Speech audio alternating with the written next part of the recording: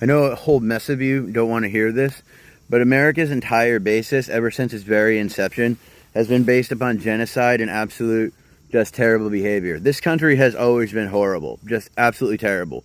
Since the very beginning, white people were too lazy to do their goddamn work, so they put black people in charge of doing that via slavery. Then, you know, they used black people as literal chattel and used them as gator bait and would rape their women and just, you know, try to make these people feel subhuman. People who they went and brought back here because they're too lazy to do their own fucking work. And this has always been the way the country is. We thought it was a certain way because we had the wool pulled over our eyes. Black people have known about this since forever, okay? The people of color and the people of different race other than white people have been marginalized and absolutely suppressed throughout the history of this entire country. Andrew Jackson is the one that started the Trail of Tears that literally killed millions of Native Americans. Tulsa, Oklahoma was known as Black Wall Street.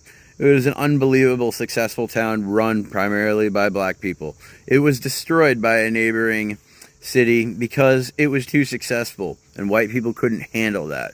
So they literally killed people and destroyed the town. They burned it to the ground. And then after slavery, you had Jim Crow, where it was okay to hang people from light posts. It would be a normal thing going through the down south and seeing a black man hanging from a tree. That ain't normal, man. That's fucking barbarism. Barbarism.